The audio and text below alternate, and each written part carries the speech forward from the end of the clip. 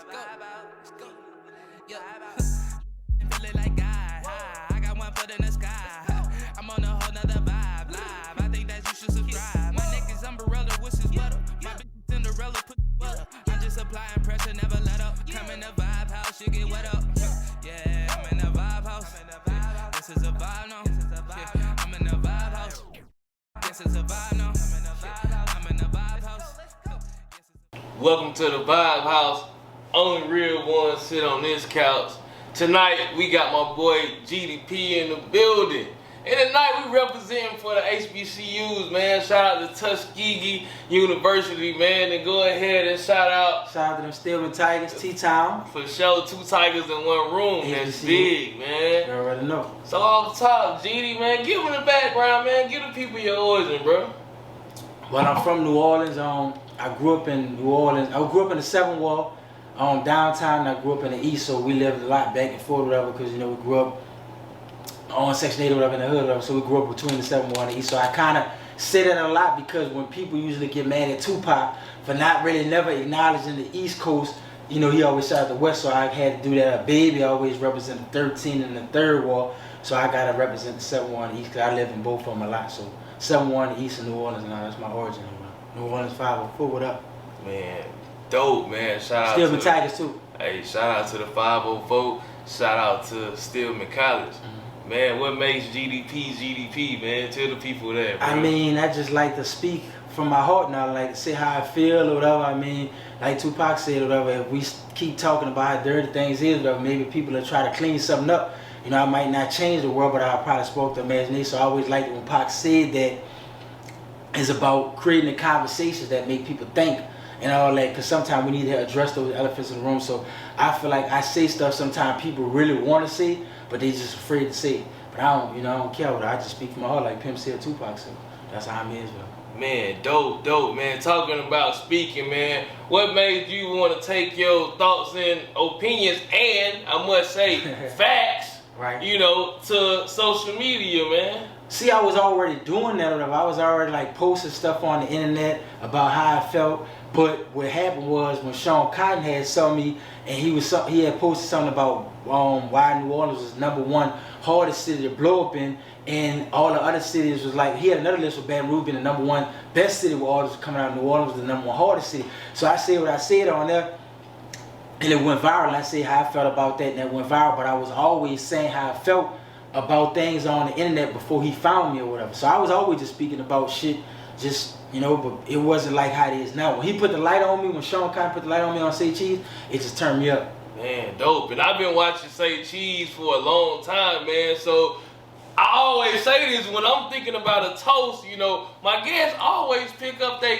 cup, man. Right. So one time for Saycheese platform and Sean Cotton, man, we gonna take an early toast to that. All right. We'll toast to Sean Cotton and Saycheese. One time to Sean, man. Shout out DFW, Dallas Fort Worth.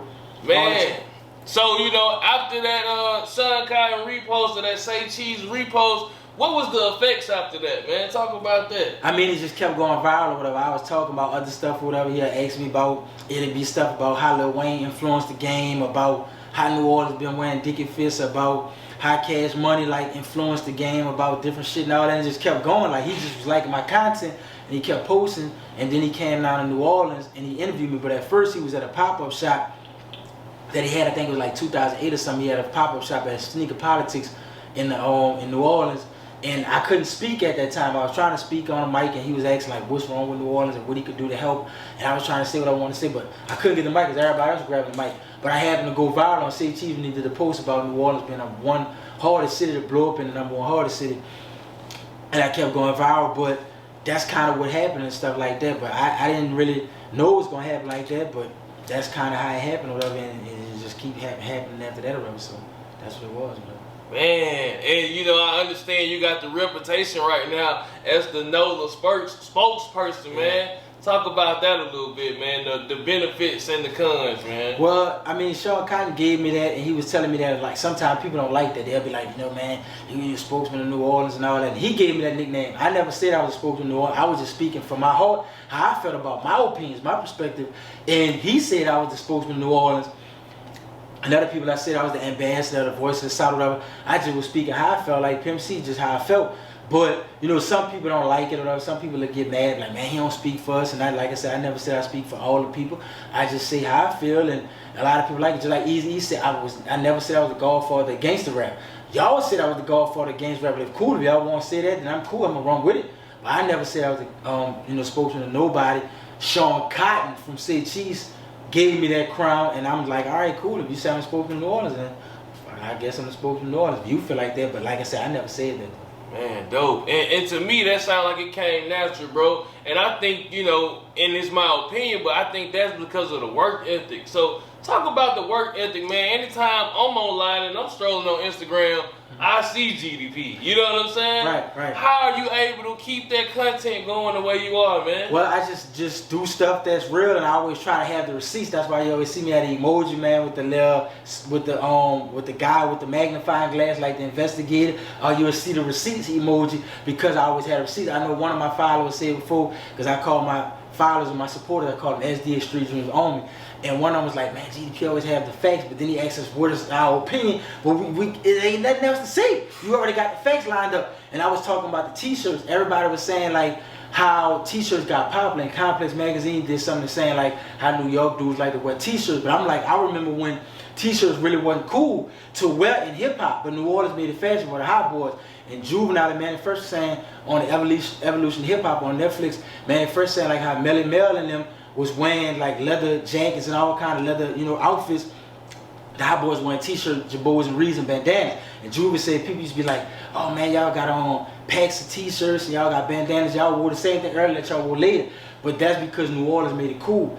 A t-shirt was worn to be an undershirt or whatever. It was supposed to catch your sweat. But New Orleans made it cool where the hip-hop rappers like the hot boys was wearing that to the awards.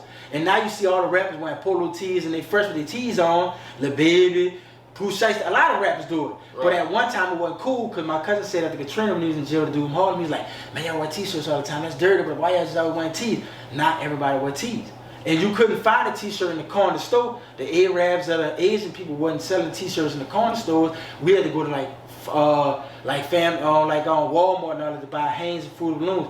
But now you see t-shirts in the corner stores everywhere you go, and you had the 5 for 20 at Foot Locker at one time. But New Orleans helped make t-shirts popular to wear like all the time. Yeah, man, I seen that post a little earlier, and I heard you say something about Polo. And I know when I was in college, and still to this day, you know, I go grab the Polo tees because you can throw that on, throw your little jewelry on, right, and get on out the house. Right. You know what I'm saying? Right. That's because the hot boys, though, like I said, t-shirts is really supposed to catch your sweat. So when nigga wear a polo or a nice dress shirt, the t-shirt or the undershirt is just like when you buy your boxes, you buy your socks, or you buy your long drawers. As an undershirt, it's under. But we made that cool to wear all the time. So now a t-shirt could be looked at as fly. Right. If you put it together right, Robert. But that's because the hot boys, and people don't want to thank the hot boys for making that cool to wear just a plain white t-shirt, a polo tee, a Tommy tee, or whatever kind of tee. It's cool now. Right. Thank the hot boys. Thank BG, Turk Wayne, and Juvenile and BG. Super dope. Super dope. And giving, you know, New Orleans that credit the way you doing, you know, which I know the city in the state Louisiana love, right. You know, I understand that come with some controversy, man. Right. So how do you balance that controversy, man? I mean, some people don't like it, and some people like, man, who this dude is, whatever he a nerd or whatever he is. And like my cousin told me before, he said, nigga, you ain't no nerd, you just like to read books and you study everything. You a student in this shit. So you from the hood like us, you went to all them schools, so for nigga that ain't like, he can't say you ain't from New Orleans, because I went to all the schools in Orleans Parish. I'm from the city, I went to high school, everything, and I'm just coming with what's real. And a lot of times, like I said, people don't want to say what's real. And like I was telling you, we was talking about the stuff with Boosie or whatever. When I was saying that, like I was telling people in New Orleans, like, dog, one time we wasn't really listening to Boosie like that. I listened to Boosie, and I got on him like 2004 when I got on gangster music, and we went to Napoleonville by my cousin, and they was going to Franklin's fan. I heard them playing it, but they really wasn't listening to him like that. And New Orleans was like listening to a lot of like Dipset shit, you know, even 50 Cent shit, and even like, you know, Meek Mill's when his shit popped off with the Flames. But they wasn't really on Boosie like that. That's why Boosie said, Mississippi, I love y'all, because the whole Jackson, the Delta, the coast, Miss Hattiesburg, Jackson, all of them, they was fucking with them hard. So, you know, it just is what it is. It's like that. I feel like Mississippi was on Boosie a little harder than Louisiana because New Orleans wasn't on them then or whatever like that, the whole state. Word. And I'm about to start calling you the rap historian. You know what I'm saying? I think you can take that name on as well because you said something that caught my ear. You know, you talked about Boosie voice being a little whiny and people saying that. Right. Now I'm from Alabama, and I know at one time we loved Boosie always, but at a time it was hard to let the tape play all the way through, even though we enjoyed the music. But it was like, man, this sound is kind of, we gotta switch up and go something else because of that high pitched voice. What I think about that is like, all right, when you think about Pimp C had a high pitch ass voice that jump out of speakers. Pimp C said when they try to mix this shit and it jump out of speakers, people hated it. Same thing with Easy. I'm Easy E, and you know, Easy had a high pitched voice too for a dude from Compton. So we love Easy E when we love Pimp C in the South. Why we was giving Boosie a hard time with his high pitched voice? So I felt like, you know, that was just like, he was just being him. And Pimp C said when I was trying to rap like the New York dudes, it wasn't sounding right. But I'm like, man, I'm going to just go on and be in country. I'm going to just rap the way we rap, talk the way we talk. And people love that. So I feel like you got to be yourself. And all that you sound what they might say country, or you got a twang or a southern drawl. Man, embrace that shit. Like Gucci was, people were saying, oh, I ain't rap through his nose. Or people say, man, your guy to rap through his nose. Man, be you or whatever. Because somebody hearing it. Yeah, like when people in Memphis say music or whatever, that's how they say it. Right. But that's Memphis or whatever. So they ain't got to try to sound like they from West Coast. They ain't got to try to sound like they from Philly. They just being them. And Philly dudes sound like Philly and Chicago sound. That's what it's all about. And that's why people love Kodak. So I feel like when Boosie was being himself, some people probably didn't get it then, but he was just being who he was. He was wearing the haircuts they wore, the Boosie fade. He was talking how he talked. And that's just bad rules. And people was going to eventually come around. Man, dope. And when you said that, you know, it made me want to shout a couple artists from Memphis out. You know, one time for Pooh Shiesty, one time for Big 30, and Big Scar. I really feel like those guys are working because they being themselves. You hear that Memphis accent and it's carrying on, and people gravitating towards it because it's new. You know what I'm saying? Right. People love originality. Like Soulja Slim said, first thing be original if you get your own style, nigga, feel you more. When Country Black was doing the gangster walk, and they was doing a crunk music or getting buck in Memphis and all that, people liked them for being how they was. And it was giving you Memphis. And now you see Pooh Shiesty and all the other dudes, Moneybag, Yo Dog, Got It, all of them. It's just a continuance of it. The marathon just keep going. They passing the baton on to the next generation. You know, you had DJ Paul and Juicy J, and now you got TK, TK, I'm kind of a little tipsy or whatever, but they keeping it going on. So it's all about the sound and the slangs and all that, keeping it going on. So you gotta be true to where you from, dog. People gonna love you for being you, not trying to be like you from somewhere else. Because people love originality, and the rap game is so saturated. So just be you, and people gonna love you for being you. One time for being you, man. I think that's being authentic, man. Let's take a toast to being authentic. Right after you know, top your cup off, man. Right, oh yeah, let's give a toast for that. Being authentic, man. Yeah, definitely being authentic. Yep. So early on, man. Geedy too. Geedy just picked up a bottle of that good Clico, man. We didn't did that Clico in. Right. For sure. Man, but we talked about, we touched on HBCUs earlier, man. Thanks. And, you know, if you've been watching, you already understand that, you know, I'm repping Tuskegee University and my boy Geedy. Represent Stillman Tigers. For sure, man. So talk to the people about that HBCU experience. I mean, I love HBCUs and stuff like that. I feel like a lot of people should go to HBCUs just to feel the experience and just learn about their culture. And they got a lot of curriculum that caters to, you know, things that we need to know as African Americans and stuff like that. Now, people that's from different nationalities that want to learn about African American stuff or whatever, you could definitely get a lot of that from HBCU. And I remember when I used to be at school, a lot of the females used to always be telling me meet them in a cafeteria, which they had a food court. They used to always be talking about they wanted to talk to me about certain little things. And I remember my partner Jarvis from Macon, Georgia, shout out to Macon and all that, and my cousin Neely from New Orleans used to be like, man, Geedy and I'm saying y'all want to talk to Geedy about all y'all problems and tell him stuff, whatever and all that. He ain't the good guy y'all think, but I used to be dropping them Jews back then or whatever. So the same way I'm dropping Jews now, with you or whatever and all that, shout out to Tuskegee. I was doing it at Stillman and stuff like that in the food court and all that stuff like that. And Neely and Jarvis was doing whatever they was doing. They was trying to say I was a bad guy back then. Word. And you know what I'm saying, shout out to, you know, Tuskegee University one time, you know, he said something about the Cavs. So for my Tuskegee University alumni, you know, everybody know about that fried chicken Wednesday. You know, that's where it went down. That's like the hamburgers that still, man. It's like the cheeseburgers. Them with fire. Ladies like them cheeseburgers with them fucking curly fries. Remember them? Like the one, oh man. Ladies be like, man, why don't you spray something in your coffee or whatever? And all that. I'm like, oh shit, here he come. He about to get somebody there. Who's gonna be his victim? But yeah, he was getting him. But that's a whole nother episode. Word up. It definitely is more to come, for sure, Facts, for sure. facts. Man, you know. Shout out my nigga Ramik too. For sure. Shout out to Rabik, aka Freak, man. You know what I'm saying? Gotta give my dog a big shout out. And Gene Serve, whatever too. You know, we got 305 Serve in the building. You know what I'm saying? AKA one of the rap historians, but we gonna get into that later on. You know, it's coming. It's pending right now. You know. But you know, give a message to the youth, man. If you had to give a message to the youth right now, what would you tell them, man? I tell them, bro, you know, stay focused, stay trying to learn something every day, whatever. It's cool to be smart, bro. You ain't gotta try to be gangster, be a thug, whatever. And all the new cool is to be educated. You want to be able to talk about things, be sensible, be knowledgeable, have conversations about things, read a book, watch documentaries, whatever. Listen to a lot of older people, pick their brains, see how these angles are kind of do you, or whatever, move through the game, whatever. You ain't gotta just have a gun to be hauled. I got a brother that's doing life in Angola. Hopefully give his time back with that 10-2 stuff. Shout out that Mac from you know, No Limit got clemency by the governor or whatever and stuff like that. But you know, it's cool to be smart, bro. It's cool to be different and unique, whatever. You ain't gotta try to impress everybody to be no thug, whatever, and all that. It's cool to be smart and learn something and stuff like that. I feel like that's the new cool, whatever. That's what it is. That's what it's all about, bro. Sticking in them books, whatever. Knowledge is power. Yeah, man, I agree with that 100%. It's worth more than rubies and diamonds. King Solomon, Proverbs.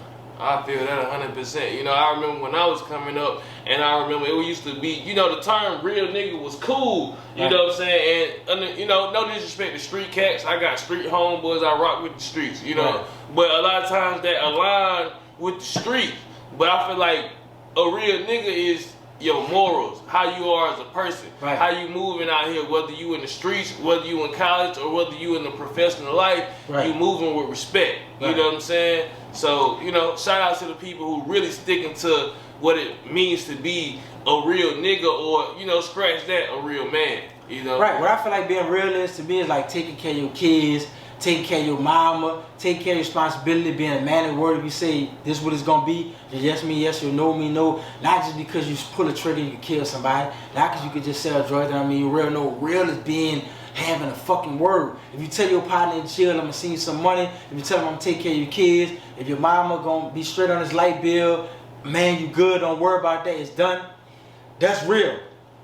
That mean you're 100. Like, nigga, know your word is law. That's guaranteed.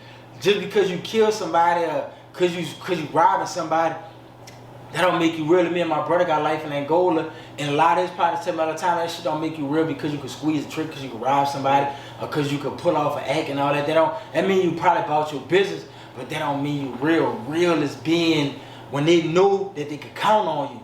When your kids can count on you, when your family can count on you, that's real. So you can have a regular job, you could be a regular dude and be real or whatever. People got the shit all fucked up or whatever, what they glorify and what they think is real. You going to Tuskegee, getting a degree, doing this or whatever and all that, being responsible for somebody your family can be proud of, that's fucking real. That's solid.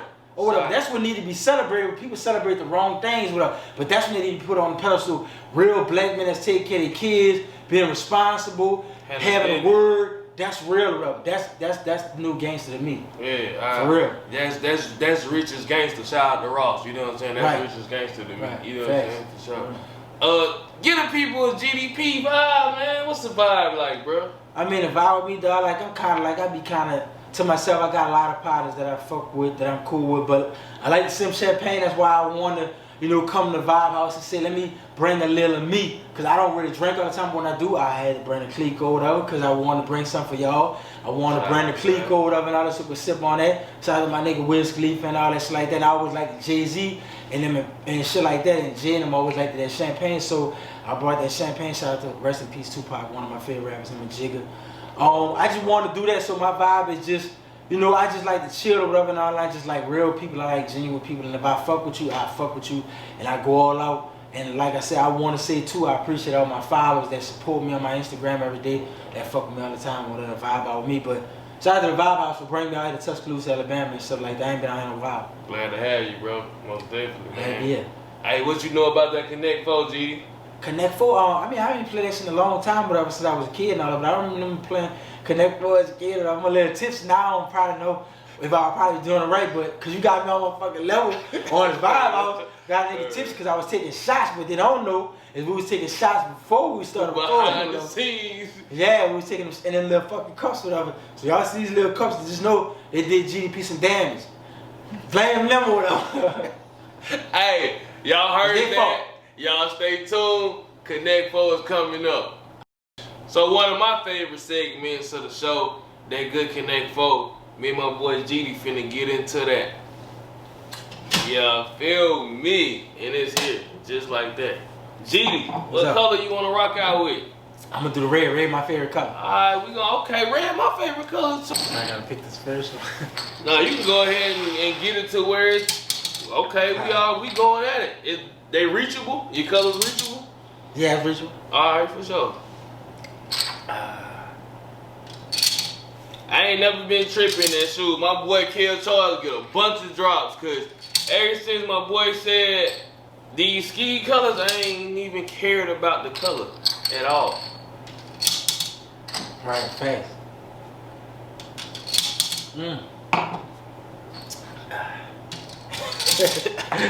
I think I got you, Geedy. Oh! See, we been doing this shit so long with him. You so good at this shit. What's up? I had played Connect 4 since I was probably like about 10 or 11 years old in the hey, I'm glad to win this because I lost the last one for the first time, and he made me feel some type of way. Nah, you good, dog, because I'm discombobulated and, like I said, we ain't gonna do shots on this round. We just gonna toast up. You know what I'm saying? Toast, you whooped my ass in Connect 4 and fast like that was in a couple of seconds. Yeah, that was a smooth one. I'll take that victory. Alabama whooped New Orleans ass in Connect 4 that quick. Hey, my bad, no, but it is what it is. Nah, you did your thing. Okay, you won that fast squad. For sure, man. So, you know, at this point, man, is there any shout outs you want to get into, my bro? I want to shout out.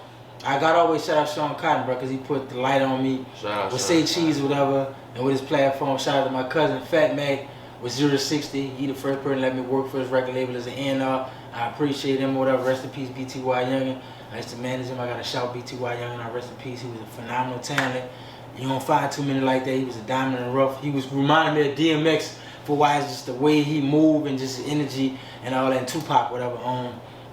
Shout out to y'all at the Vibe House. Shout out to you, L. Shout out to Ramit. Shout out to my cousin Nita. Shout out to G Sir from Miami, Florida. Shout out to all my supporters. Street Dreams, Army, SDA. All y'all always fucking me every day. Shout out to the just whole experience, bro. I really appreciate y'all and the games, the champagne, the vibe. You know, you got me drunk. I don't really drink. Vibe House got him right. Vibe House got him right. We're having out in Tuscaloosa, T-Town, Alabama. Shout out to the HBCUs. Shout out to the Stillman Tigers. Only Tigers I really love besides the Stillman Tigers is LSU, but I know I'm in Tuscaloosa where the Crimson Tide, the Tide roll, but I'm a LSU Tiger or whatever.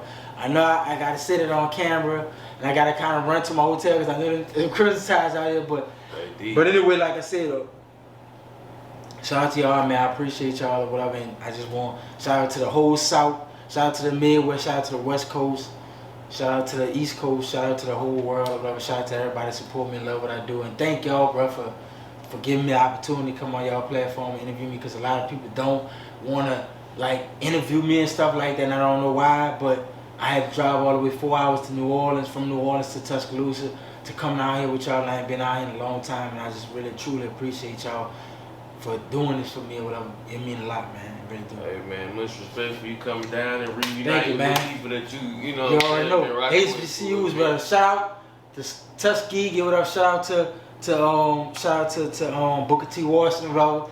Great educator. I read a lot of stuff about him, whatever. How he went to Hampton and how he came and educated people at Tuskegee, even though I'm still in the Tiger. Shout out to another Tiger, whatever, and all that. Shout out to Alabama. Shout out to New Orleans. You know, we said this earlier, and I don't know if the people are gonna like it, but you know, I feel like it's certified. So I'm gonna say it again. You know, 2 Tigers in one room make 2 goats. You know what I'm saying? That's what we rolling with tonight. You already know, dog. For sure. I'm gonna get into my few shout outs, man. Shout out to your shout outs. All right, man. For sure. Shout outs to Sorry Flamingo. You know, we talked about HBCUs. Let's do a toast to them. Oh, word up. Toast to Sorry Flamingo. We talked about HBCUs tonight, you know. My cousin coming through with a lot of HBCU fashion, you know. Shout out to the real _ Trey, for sure. Shout out to 3 Deep, the clothing line. Shout out to Walking Rich. And I love brands, so if you got a brand, you know, holler at me. Let's get it on the Vibe House. And, you know, we're going to rock out like that. Shout out to everybody that's following. Shout out to Freak Man, the CEO, for being in the building doing this thing on the camera. Right. Shout out to Neely. Hopefully we gonna get something in soon. Shout out to Serve 305. Right. I want to say one thing after you said that too. I want to shout out to this this cap too, whatever NY, because it matched my Stillman color cap with the blue and the gold. But it really reminded me. I had to say that because Cameron, when I saw him on Drink Champs, how much love he showed to the South of it. So I had to say that whatever because Cam showed a lot of love to the South of on that Drink Champs episode, and I had to wear this NY hat for him, whatever, and shit like that, whatever, and all that. But thanks y'all again. Vibe House merch coming soon, man. And like that, people, we out of here. Thank y'all for watching. Vibe House. Vibe House.